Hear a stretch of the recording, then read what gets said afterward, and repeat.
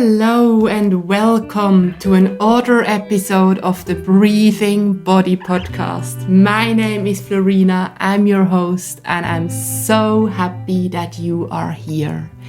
This podcast invites you to meet your body in a deeper and more meaningful way and to find your way back home.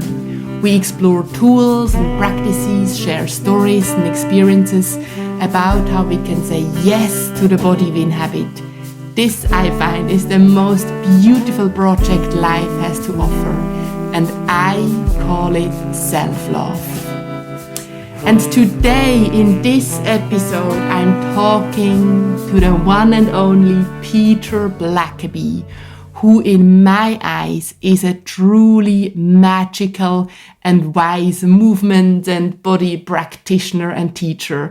I've actually met Pete the first time during my studies when he taught somewhere in the suburbs of Maidstone, a one-day workshop, and I immediately knew and felt this man knows and has experienced what he is talking about. And I was deeply touched by the way Pete communicated during his yoga teaching. It was a yoga workshop.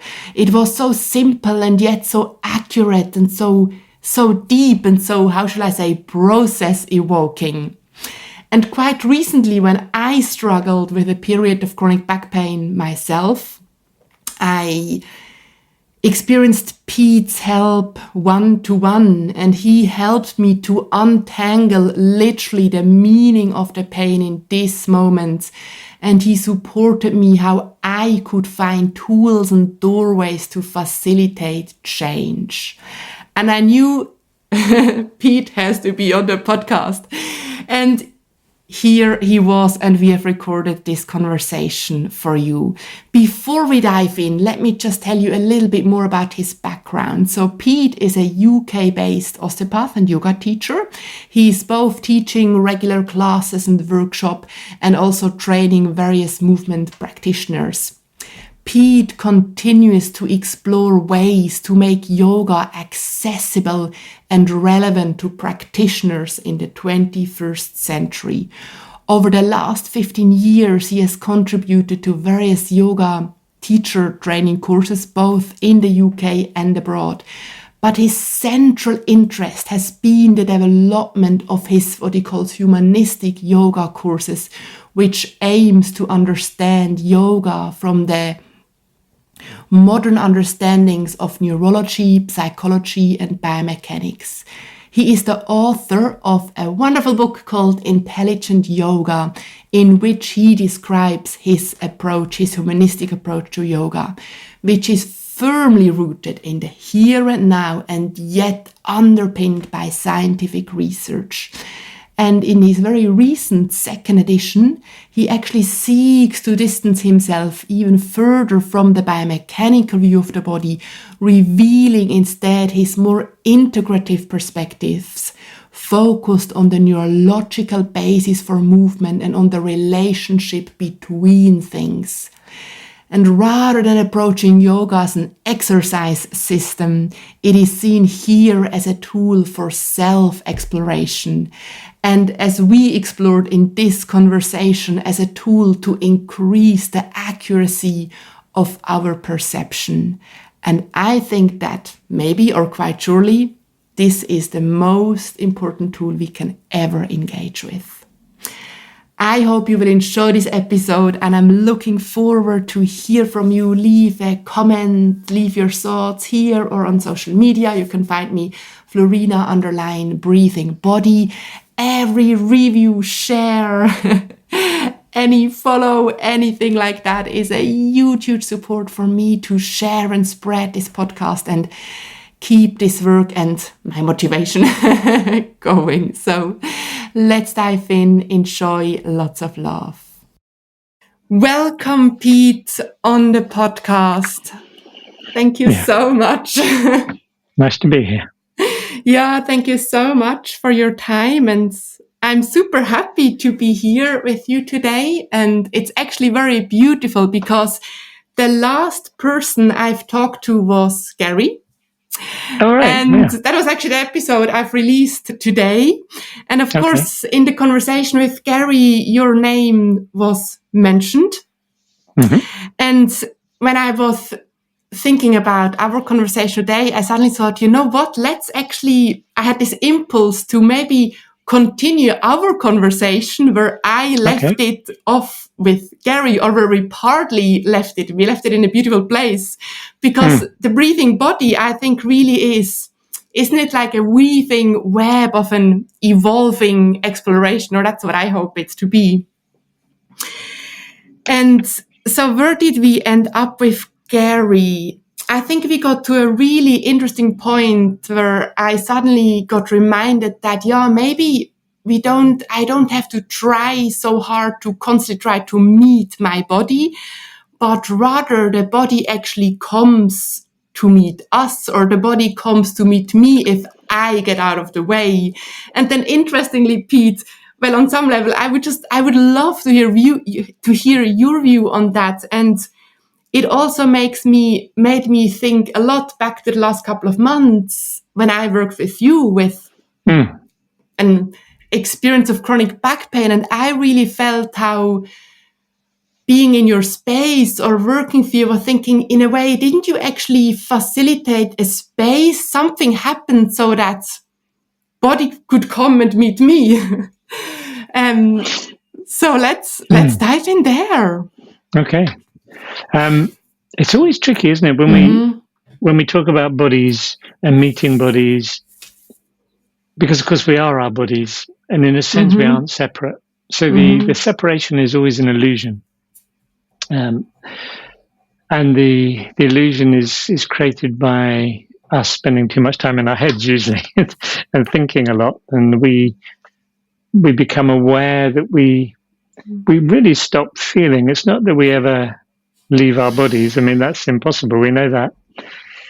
And so I think the language around these things is always interesting, and trying to find a language where we don't split ourselves into bodies and minds is hard, because it's almost instinctive. I sometimes inadvertently talk about the body I live in, as if there was something living in my body. And I don't really believe that. I exist because I have a body. And that's the only reason I exist. So there is no separation. And it's that getting rid of the illusion of separation, I think, that is the difficulty sometimes. I think that's what we struggle with, because of our tendency to get caught up in thoughts, beliefs, ideas that estrange us from ourselves. And I think part of the work of a yoga teacher or a therapist is so I don't even want to say reconnect people to their bodies, because it sounds like that is wrong also. Yeah, exactly. So it's to sort of dispel the illusion of separateness. I think it's more that how do we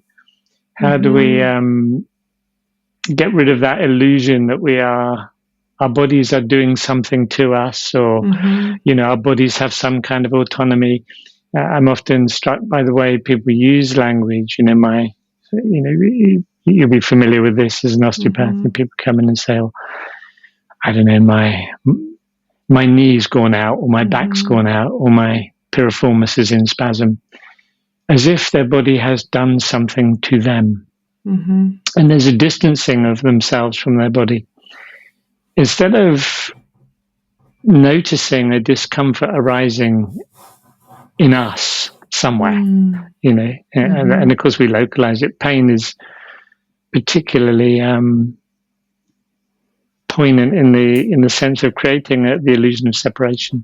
We start then to see we start to see our knee as something separate that's giving us pain, rather than experiencing a change of experience, really, in a part of us.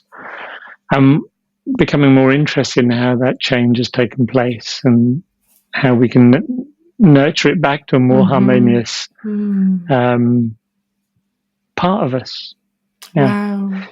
So that's why I try and think about it, to dispel illusions of separateness, to try to help people think not of their their bodies as something that's rebelling against them, but as an existence where we have changing sensations. Sometimes they're comfortable, sometimes they're not. And when they're not, you know, as you experience, I think, with your pain, how much of the pain you were suffering was physical, how much was emotional, how much was psychological, how much was about beliefs, you know, how much was in the tissues. It's very difficult to tell, isn't it? Even if you're the experiencer, it's very difficult to tell, but you're in ownership of something that's not feeling comfortable. Yes. And see how you used the word ownership again, and it's not helpful. Yeah, I had to smile when you said the body, when you made that example of how we, for example, catch ourselves saying, oh, the body I live in, or my body, I'm so reflecting upon that, or pondering of that a lot recently. What does body mean? I mean, that's the primary question. What does body mean? What is body? Is it something we live in, we traverse through, what is body? We experience the world via our bodies. You know, we're not ghosts. We're material things that have experiences because our bodies experience the world. That's how we know ourselves. And I think that's how we know anything, because of the way we are informed about, you know, sometimes I think there's a kind of triumvirate going on all the time. There's the world, there's ourselves, and there's the relationship between ourselves and the world.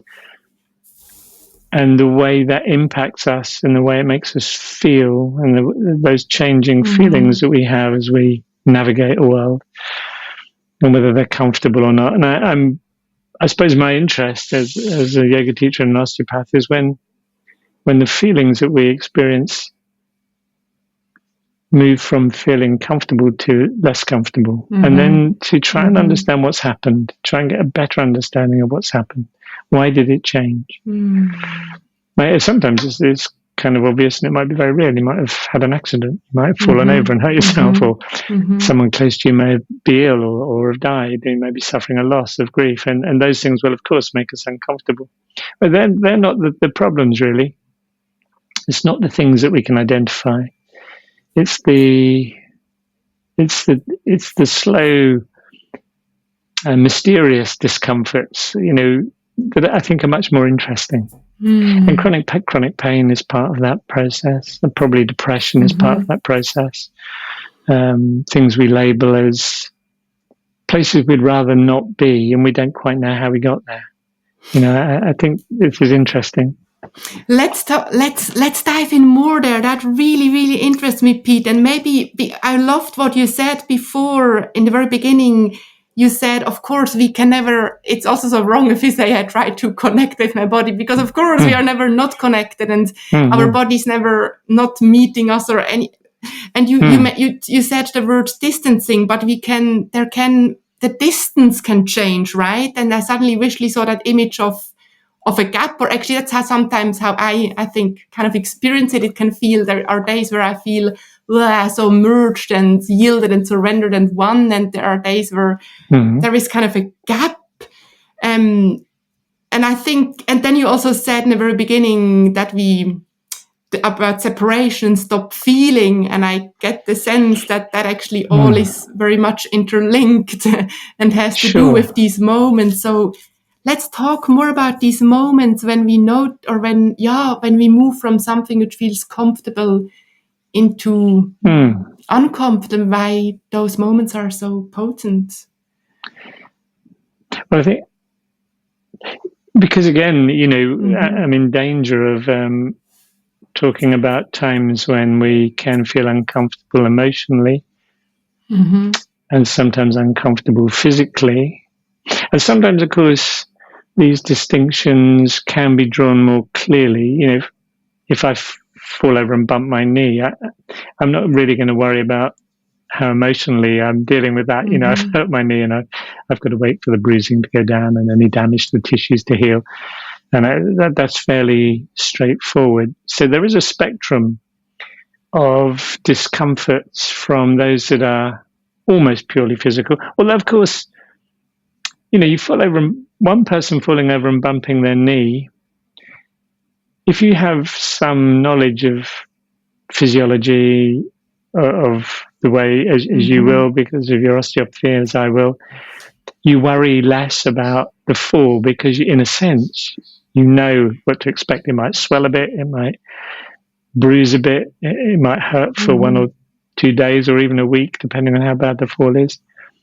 But maybe if you have less experience of the body, if you're more naive of bodies, you may worry more about the fall. You may think, well, something may have happened, something, because you don't really understand the body or the knee or how recovery takes place. And your anxiety may amplify feelings of worry and pain. And then that pain changes and becomes something slightly more than someone who's used to these things happening and healing taking place over a period of time. So even in a straightforward case of tissue damage caused by an injury, different ways of engaging with that injury, different ways of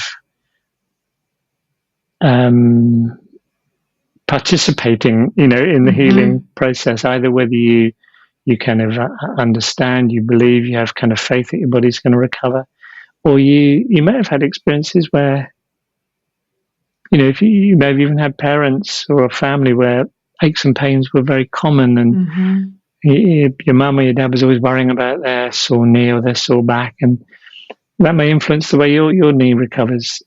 So even in a simple thing like that, emotional and thought processes around it can influence recovery. And then you can have the whole other side of the spectrum where it's not your tissues that have been damaged. Say someone you love has died and you're in grief and there's no bodily damage at all. But it would be daft to say there's no physical sensory experience to that. Your heart feels heavy. You feel tight in your tummy. There are physical feelings that are associated with the feeling of grief that are completely somatic. In fact, people like Antonio Damasio would say the feeling of grief arises because of the changes in your body. The body comes first, in a sense. The feelings of loss and grief are manifested because your breathing changes, your muscle tonus changes, the secretions from your adrenal glands change, your internal chemistry changes, and all these things initiate interoceptive changes of feeling on which we construct emotions. So I think, it doesn't really matter whether you're talking about an emotional experience or a physical experience, that they're never completely separate. And then you have this very interesting area in the middle, and chronic pain, anxiety, certain feelings of depression. They involve both. They're very they're very interlinked, I think. And you have these mysterious areas where fibromyalgia, chronic pain, all those kind of difficult subjects, difficult things to fathom, clearly have elements of both. And you have to engage them on a human level, not on a purely mental level or a purely physical level. We're dealing with a human being who's in discomfort and trying to find a way through it. So, that's how I'm thinking about these things.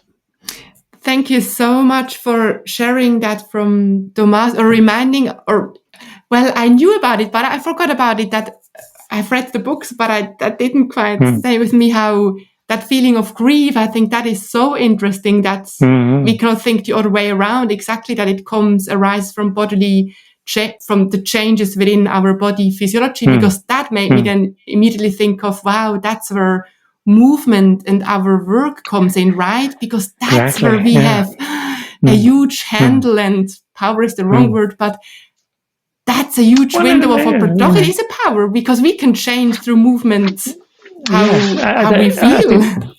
I think you can. I think Damasio makes this argument somewhere in one of his books that, one of the things about a human being is the habits of life we form. We form habits of behavior. It's just natural. That's how human beings are. But some of those habits will be physical. They'll be tightening our shoulders or clenching our buttocks or tightening our jaw. And he calls this motoric output. So if you think about this, on a continuous basis, there's sensory input landing on our nervous system or landing on us. And we respond muscularly, and we respond viscerally in a motoric way. So depending on what's happening, I'm talking to you, you smile, I smile. That changes muscle tonus. It may change secretions inside. I may secrete more serotonin or dopamine, and slowly the anxiety of being on a podcast, you get less adrenaline and less cortisol. And that changes, internal feelings. That changes your physiology.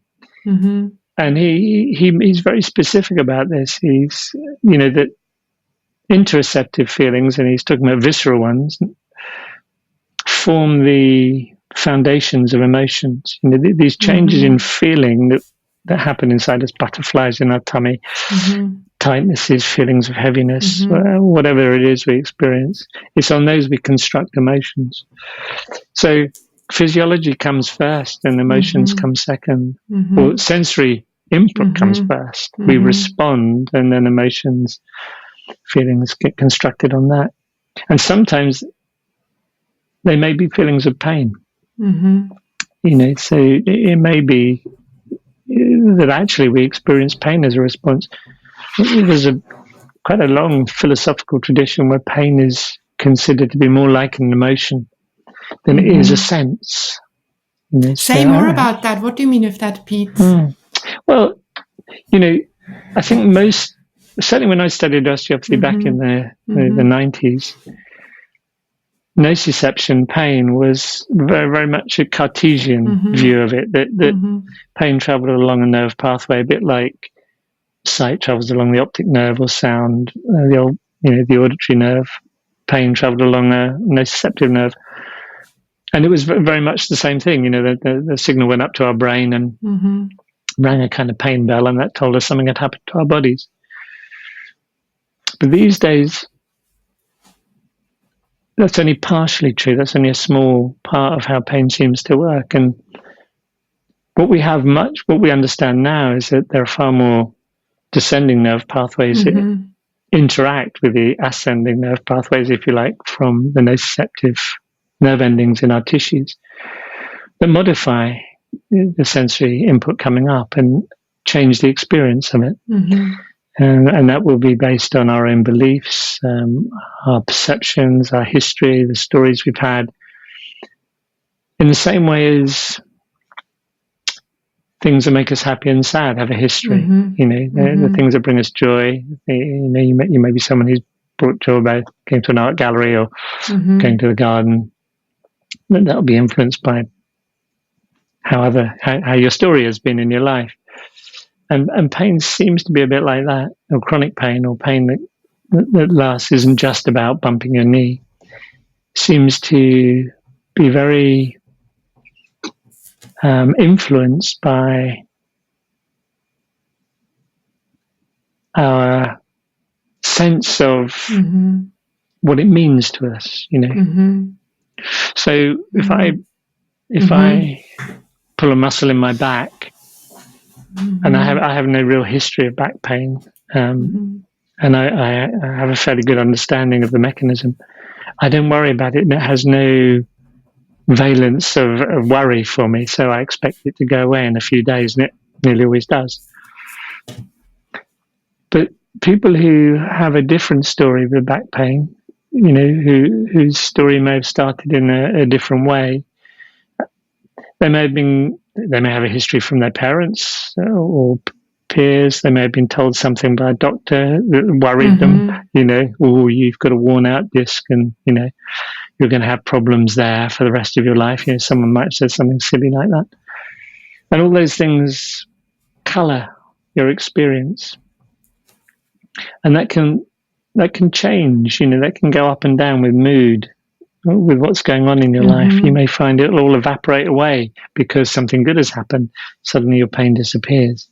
And then at night, when you have time to dwell on it and think about all those negative thoughts again, it comes back.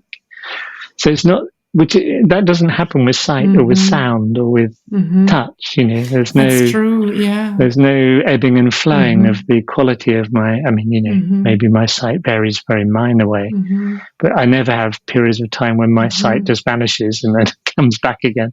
But with pain, that's often, I had a client yesterday who said for the first time for several months, she'd had a day where she was largely not in pain. And then it came back again the next day. So that's odd in a way, isn't it? It's not like sight or sound. There's something else going on there. There's an ebb and a flow to it. And trying to find out what influences that ebb and flow, I think is interesting. So that's... Yeah, I was just about to ask, Pete, you said so many wonderful things to dive deeper, but I think one thing which I'd love to go into now, and you just started saying, the question arises, so how do you work with people with pain, and especially chronic pain? And it's exactly what you said. It's trying to find out what did you say, the ebb and... The ebb and flow, yeah, the story. Ebb and flow, what is the story behind it? Yeah, so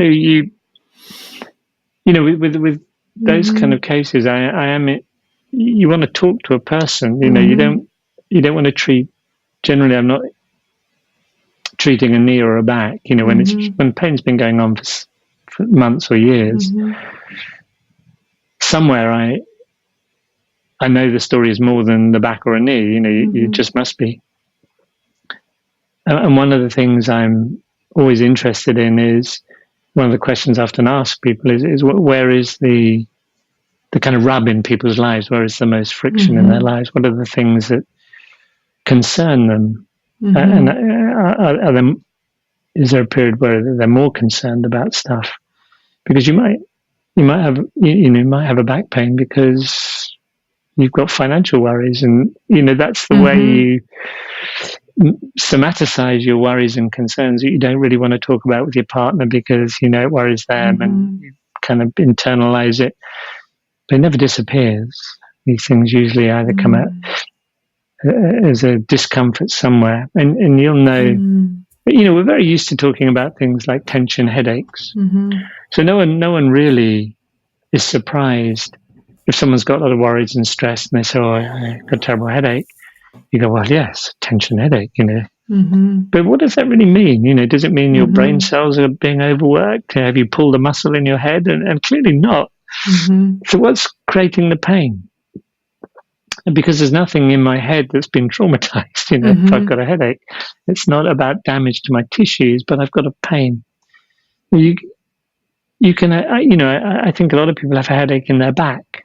They've got a pain. That's a nice expression, yeah. It's but we're not used to thinking of back pain. For some reason, if a person has a back pain, they're much more liable to think, well, they'll point to it. They'll say, well, look, I've got pain here. I think it's the quadratus lumborum, or it's, or it's a disc, or it's a bit of arthritis in the facet joints.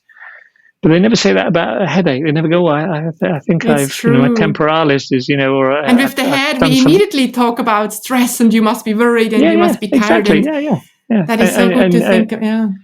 But the pain can be very severe. It can be debilitating. And yet, we tend not to think about that pains in other parts of our body. I think because, when you pull a muscle, which we often do, and we twist a knee or an ankle, and we're used to the ligaments and the muscles being traumatized a bit in our bodies, so that the blaming of the tissues is kind of easy. And we never do that with our head. We don't pull a muscle in our head.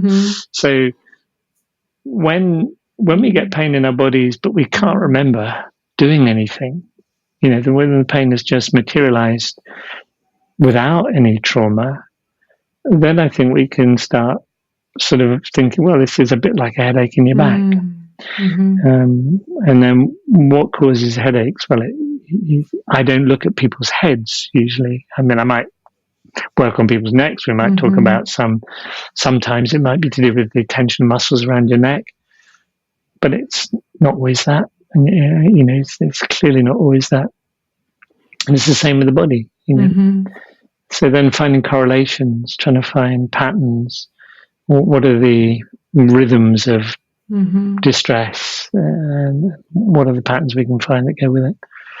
Yeah, and that in itself, it's good that I did that work with you. I feel I can talk from different places, because if I now think back to these sessions, Pete, exactly you helped me to, I've written down, in a way, you facilitated a process of untangling my own meaning about my pain. And it can be, what touched me so deeply, it's in a way so obvious, but it can be so difficult to do it on your own. I felt like there were so many trees that I didn't see the forest anymore. And I remember, as I would say to my friends, it's fascinating. I'm the one talking in those sessions. Pete just asked these key questions and things just pop up. And now I think, wow, wasn't that an unfolding of the meaning I gave that pain in that moment? And then answers, in a way, it felt like answers just arose so effortlessly. That's what so touched and fascinated me about the work you do. Well, it's when it works, it's very it's very satisfying, and it's true. Of course, sometimes it doesn't. Sometimes it's very difficult. Sometimes stories are so tangled and so historical that it's not easy. And there are still, I think we still have an awful lot to find out about pain that we don't know. There are, I've sometimes had clients that have completely perplexed me, and you think, I just don't feel there's more to this puzzle than one knows, and I hope we get better at finding out. What do you do in those moments when you think, wow, when you just sense a density of the story, and what do you do in those moments, or what are ways to? I usually try and share it with the client. I try and get the client as involved as I can, so you. Over time, obviously you have to have several sessions and build up a certain level of trust. But what I might start doing is explaining, well, first of all, you want to find out what they think is the problem. Because often you find people are catastrophizing. They've got cancer, they've got often it's something someone's told them. They've got degenerative disc disease, and they're worrying that their spine is just wearing out. And I do then try to, and it's something I'm doing more of, because something I've really been thinking about a lot is how unconsciously and we think mechanistically about the body. That we have bits of us that wear out, or my knee's knackered, or my neck is wearing out, and I try to help people think biologically. That biological systems don't wear out. They're in a constant process of kind of regeneration, degeneration, and regeneration. If you think about any plant or living organism, it's not like a machine that inevitably wears out. If the wheel bearing starts to go on my car, it's not going to heal. At some point, the wheel will fall off, and unless you get it fixed. But things like arthritic knees or hips, if you catch them in time, this is a process of a body that's come under stress or strain for some reason. There's been an upset. There's a bit of flare up. There's some inflammation. And then if you can encourage the person to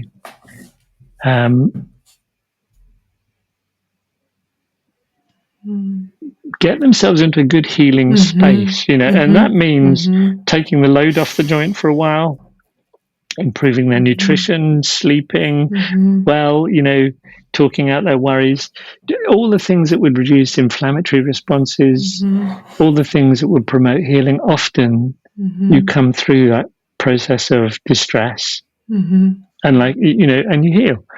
And when you look at x-rays of older people, you see this has gone on through their whole life. You see you see discs that are blown, you see arthritic spurs that we used to,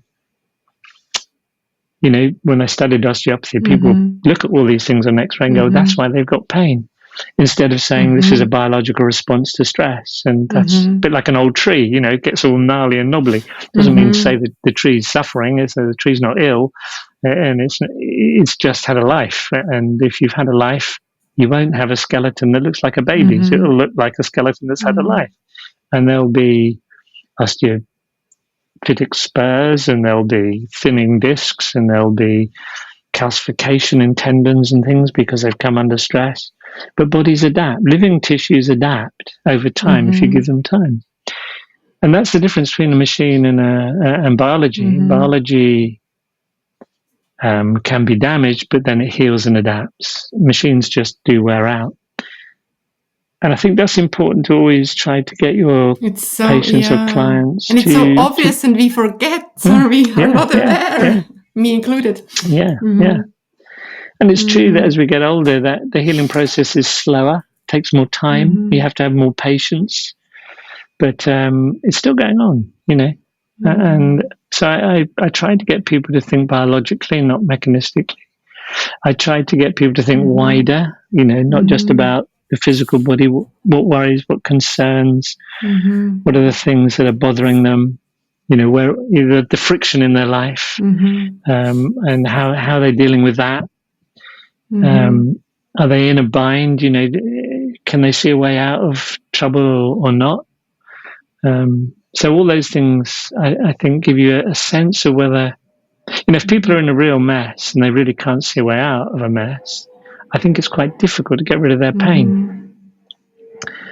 So helping people, often you can't, of course, but helping people fathom a way out of a problem, or suggestions, or as you said, just got you to reflect on things a bit differently. Absolutely. And maybe that's all that's needed quite often, just to get people to go a little bit further than thinking about the pain in their back or their knee or their neck. Yeah, this reflective process has a very, I want to say, emptying or clearing or de-densificating quality to it. And because we want to, of course, we want to kind of fix the pain, or that's our first desire, we want to push the pain away when that's what I experienced. That's what's actually transformed, which I, even as an osteopath, didn't believe it ever would, but it did when something else shifted, and I'm still figuring out what that something else is. That's the mysterious part about it, right? Are you still out of pain? How's it going? No, I'm doing incredibly well. Good. By no means would I now say I have chronic back pain, not at all. And I feel when the sensation in my body, we talked about that in the beginning, right? I love that when you said how it's a visceral sensation which creates the basis for an emotion. And that's what I played with in the last stage of my healing, let's call it, incredibly much, with noticing, okay, there is the sensations change, and how quickly I want to put a label. For me, it was a lot about the label of fear. I felt afraid the whole time of not being good enough. That's so interesting, right? What happens if I... No, go. No. I mean, labeling is I find it a very interesting thing. That I can see. I have a very razor's edge view of labeling stuff, because I do quite understand that if people get a diagnosis about a problem, there's a kind of sense of relief. They understand why they're suffering. But very quickly that label can become self-confining and almost imprison them in within the label. Because when you really think about it,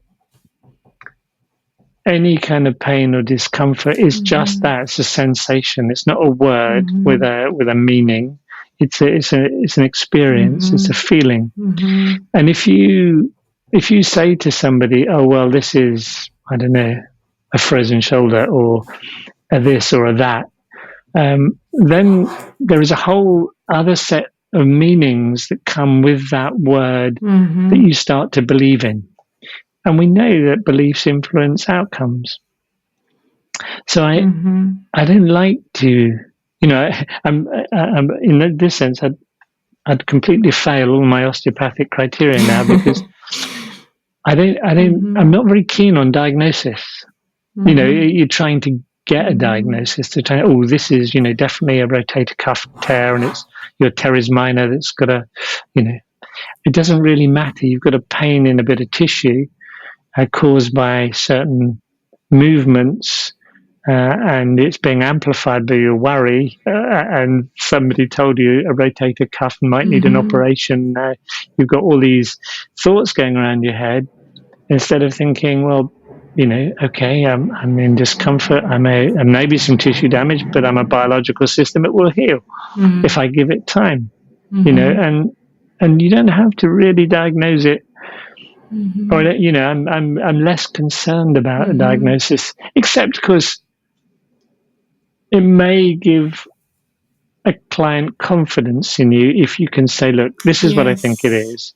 I think we discussed with your back, we said, well, one of the things it could be is a facet joint, an inflamed facet joint, and you can kind of work around that. You can say, well, we'll use that as a working hypothesis. But even if it's whatever it is, what have you got to do with that? You've got to provide an environment in which that can calm down, in which it can heal. And how do you do that? Well, you don't overload it. You move in ways that reduce the stress and strain on it, but you don't stop moving. You try to form ideas around the idea that it is going to heal because you're a biological system, and change the perception about what's going on, rather than something's torn in my shoulder, it needs repairing, because that's what a machine would do. That's what would happen if it was a machine. Yeah, I almost get that sense that sometimes we need diagnoses, but it can be like I have this image or the experience for myself that it can be like a break, and it actually stops a certain flow, because I think it's so important how you said that in the end pain is a sensation and it's an experience. And for me, and I mean, I had to go through a whole year affair until I could surrender to that, right? But the moment I looked at it, that's the word, the moment I saw it as an experience, that's really when things shifted, Pete, because then I suddenly got really interested in the wholeness of that experience. I love to think, what is the color? What's the taste? What's the smell? If that pain would have a voice or a figure? that really helped me. And what does it mean to me? Exactly. What does it mean to me? And I mean, an experience, it's kind of, it doesn't really start here and ends there, right? It's a constant flow of perception and our, flow of experience. There was something else. Well, we are already 40 minutes in, but we haven't talked about yoga or movement that much. If you have a little bit more time, Pete, I would love to. So, how, I mean, go back as far as you need to go back. You started off your journey mainly with hands-on work as an osteopath. And then what happens then? Today you mainly do... Well, I mean, it has been an interesting process, and life is a big learning curve, isn't it? And hopefully we'll carry on that way. Yes. So, I studied osteopathy in the late 80s and early 90s. It was full of weird ideas, actually, when I think back. Very weird. I don't know how much has changed, but some of it was very dodgy. But you did learn a lot of anatomy and physiology, and I was very pleased I did the course. And then I also studied Iyengar yoga, which is also full of a lot of weird ideas. But they both had a very structural element, a very, in Iyengar yoga, it's all about stretching tissues, and if you stretch your body far enough and in certain directions, something good would happen. You weren't ever quite sure what it was, but something good was going to happen if you kept on stretching. And in osteopathy, the view was if you could get the body just to be in balance, if you could put the spine straight somehow and balance the machine, the pain would go away. And they were the two. And in a sense, they were both trying to do that. And I think over time, partly because I injured myself doing that kind of yoga, and I also started to recognize, something about my clients, which ones did well and which ones didn't do well. And interestingly, I mean, you get a self-selecting audience after a while. If a client likes you, they come to you. People who don't like you very much stop coming. So you can, after a while, if you're not careful, start thinking you're rather good at doing osteopathy or being a yoga teacher. But actually what's happened is you've just gathered around you the people who like you over time. And I think I started to notice that at one point, that some of my clients were my yoga students. And I was thinking, well, this is weird. Yoga's supposed to make you better. And here I am ending up treating them. And what was interesting was they very rarely blamed me as a yoga teacher. They would always say something like, oh, I wasn't doing the pose right. I clearly wasn't doing it right, And there was a little voice in me thinking, I don't think that's right, And I started to question the basis on which yoga was developed. There was, certain conflicts between my osteopathic understanding and my own understanding. And I also came across, you might know him, Isle Lederman. Yes. Do you know him as an osteopath? Yeah. Well, he came and did a lecture at my college, and so did Serge Grakovetsky. Do you know him? No, that's a new name. Okay. Well, Grakovetsky, both these people were very influential for me at a point, and they were really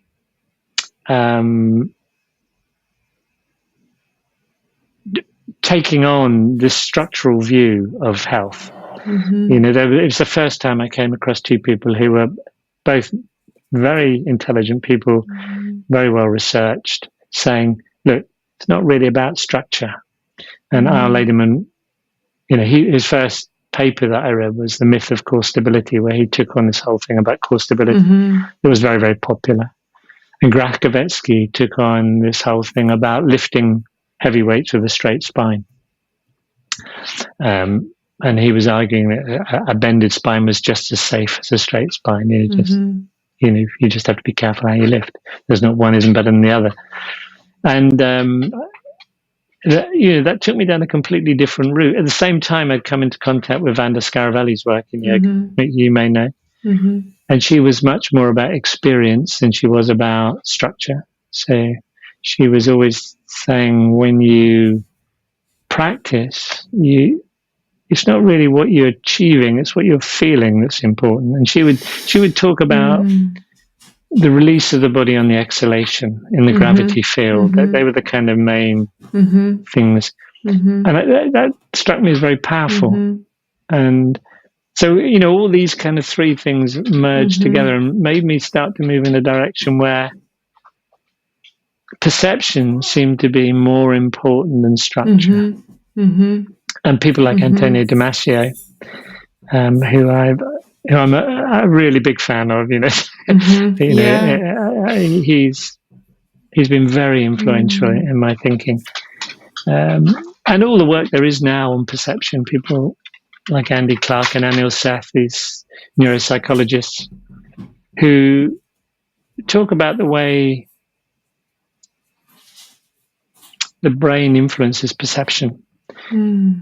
Even things like sight can be quite tricked by visual illusions. I don't know if you've ever seen that checkerboard illusion where there's a checkerboard and a cone on top of it, and there's a shadow cast from the cone. There's a light source behind the cone. It's casting a shadow over the checkerboard. And there are two squares on it, black and white, whereas checkerboards are the black and white squares. But one of the black squares and one of the white squares are actually the same color, and you simply can't. You simply can't see it. You look at it when you come off the look at checkerboard illusion. Look it up. I'll put it into the show notes so that everyone can look it up. Illusion. I mean, you can stare at it over and over again, and you can stare at it until you're blue in the face, and you think that's a black square and that's a white square. But I've seen it printed on a bit of paper. I've actually cut the squares out, and they're the same color. And it's just impossible. It's impossible not to be deceived. So we know that perception is not about accuracy. It hasn't evolved to give us an accurate reading of the world. It's really about survival. What helps us most survive in the world? And one of the difficulties we have now, of course, is we aren't driven by survival instincts. We live in a world where our perceptions can go quite awry because they're not corrected by my need to be incredibly alert to my environment to survive. I'm sure my ancestors worried much less about their knee pain or their throbbing headache. They were just, very keyed into their environment, and their responses were very. If their responses didn't fit their environment, they'd be out of the gene pool fairly quickly. They would have been dinner for someone. So we now live in a world where our perception can go quite off kilter. And for me, yoga, the practice of yoga is about trying to brings people perception to more accuracy, if you like, to help people notice what they're really feeling, to draw people's attention back to the experience in their body without confabulation, without worry, without anxiety, without all the things that we bring to it. So I guess my yoga now is really, it's very proprioceptive, so I'm very interested that people learn to feel, things like the difference between support through their arms and pushing through their arms, because they can feel very similar, but they're quite different. Or tension and effort, or are they really relaxed, and finding ways to notice if their muscles are relaxed or not. So to get a more accurate reading or mapping of your body is really what I'm very interested in now in yoga. Much less about which shapes I'm making and what can I do, is what I'm feeling accurate. That's what I'm more interested in. Yeah, and so, that's no, go on. Sorry, I was just going to give an example where for example, particularly if you've got a beginner, you might be lying on the floor with the knees bent and the feet on the floor, and you might say to someone, "Can you feel the whole of your footprint on the floor?" And I can see that the base of the big toe is completely off the floor, and I might say, "Can you feel the weight on the base of the big toe and the base of the little toe?" And they'll say, "Yeah," and I can see, a half a centimeter gap on. And so, there's a lack of accuracy in their perception of themselves, and that's just unfamiliarity. That's not that they've become disembodied. It's not. I don't like these words. It's just distance. Distance. There's a lack of familiarity. There's a lack of need to reach into their body to notice what their body's doing. And so, because we don't have these life pressures on us anymore, you can go through the world now wearing headphones in a busy street. There'll be green lights telling you when you can cross a road. You don't have to think. You don't have to sense. So we can become dull to the impulses from our body. Or almost numb, yeah. Yeah, yeah. Feet are a very good example, because in the Western culture, we wrap them up in shoes, or many people do. And some people don't take their shoes off until they go to bed and put them on first thing in the morning. And your feet are going to get stupid over a lifetime of doing that, because they don't experience anything. So, all these ways we kind of dumb ourselves down sensorially will have an impact. Sorry, my dog is thinking it's supper time.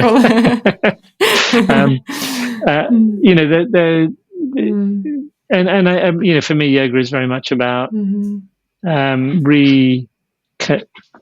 reconnecting, just reaching back into ourselves. Yeah, I just want refamiliarizing ourselves with ourselves. Almost reclaiming something which has always been ours, which is our. I love, Bonnie Gintis's book, Engaging the Movement of Life. She was on episode 8. Okay, yeah. She is an osteopath, and then combined her work with Continuum, the movement practice of Continuum, and she's written that wonderful book. And she talks she says how the body's true language is silent felt sensation, which really responds or resonates with me. And nice. Yeah, that is, nice. I loved how you said, Pete, how yoga can be a practice of improving the accuracy of our perception. Immediately there, I thought of Bonnie Gintis, how she talks about silent felt sensation, and it becomes a soft and gentle but empowering process. That's the beautiful thing. It's soft and gentle, and wow, it's so strong at the same time. Yeah, because, the more you do that, the more finely granulated your perception of yourself becomes, the richer the map of yourself you have. And the richer the map you have of yourself, the more of you are, because you reach into yourself more fully, you experience yourself more fully. And that's got to be a good thing. It's got to be a good thing. Wow, to reach into yourself more fully. That is so wonderful. To reach into yourself more fully. Pete, I always love to also ask you, for all the listeners who are now really keen to explore that or to reach more fully into themselves, what is a very simple, concrete little impulse, ideas for us to go into space? To do. How can we start that process if we are now how can we start that process? Well,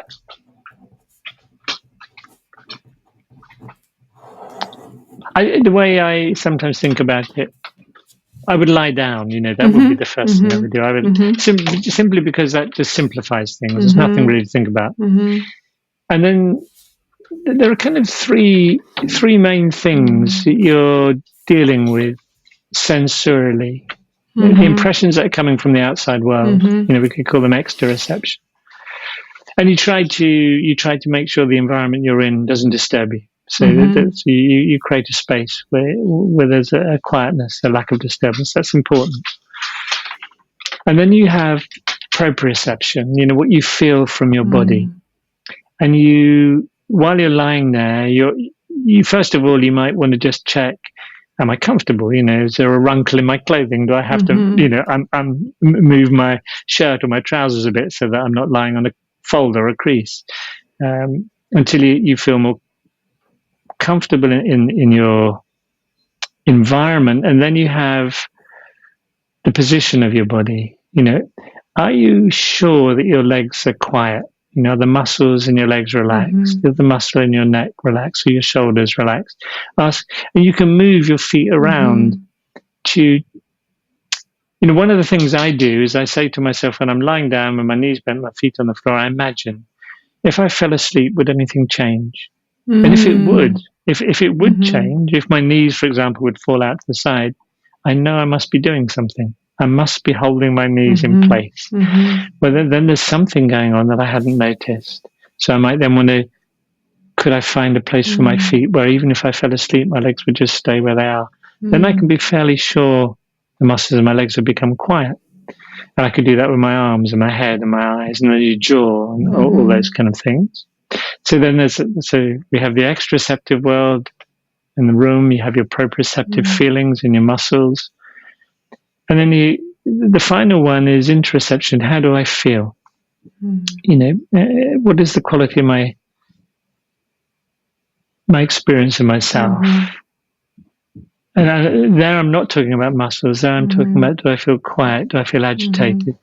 How is my breathing? And there comes a point where I think if you can drop into this and quieten yourself enough, you get to what I would call the starting point, which is where your muscles are relaxed, your environment is non-intrusive, and you feel inside silent.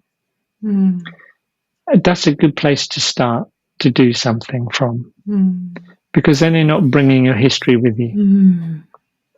So that's how I try and start my yoga classes. I try to help people arrive at a place where they feel silent.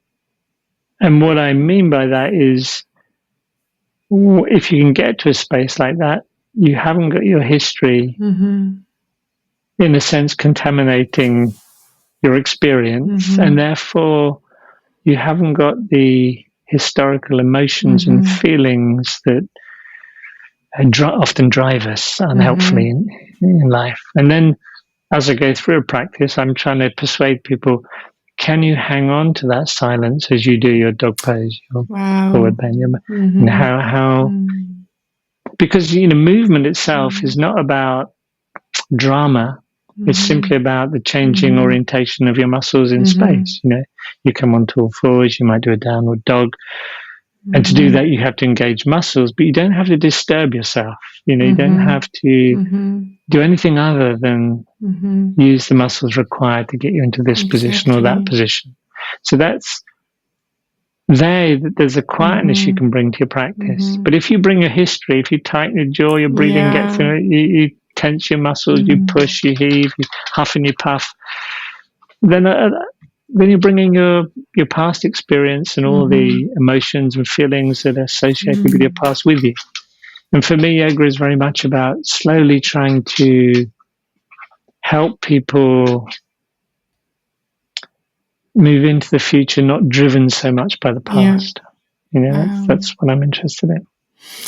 Wow, thank you so much for sharing that, Pete. We almost made a circle and ended again in the very beginning where I shared how for me recently I discovered that, am I trying to meet my body or is the body meeting me if I get out of the way? And when that practice body share, I saw how, more I would get out of the way so that then my body can just undo itself into movement. So, wow. Just to finish, just as you said that, it made me realize, when you talk about getting out of the way, really it's our history getting out of the way, isn't it? Yes. That's what we're talking about. It's not you getting out of the way. When your history is gone, you're revealed. It's all those beliefs and thoughts, and that's what I experienced from back, right? Yeah. My history was so in the way that these facet joints couldn't. And when you find healing. When your history evaporates, if you can get to that place, then you experience yourself in the moment, which is usually a very nice experience. That is a beautiful term to end on. You said when the history evaporates. So on that breath, let us make this conversation evaporate for the moment. Thank you so much, Pete. You're very welcome. Nice to meet you again, Florina. Wow, what a wonderful conversation. What I really sat or still am sitting with and moving with is to reach more fully into yourself. How a pain experience can be an experience, a doorway to reach more fully into ourselves. And also how we talked about to use yoga as a practice to increase the accuracy of our perceptions. And yes, feelings arise from bodily changes. I actually, sometimes forget about that and look at it completely the other way around. I hope that also you could take something from this conversation. Do leave a comment here on whatever platform you are listening into, or visit me on Instagram at Florina_breathing_body and share with me what you took from this episode. This really nurtures our breathing body community. And what is left to say? I wish you a wonderful day, evening, afternoon, wherever and from whenever you are listening. And thank you so much for all your support. Lots of love.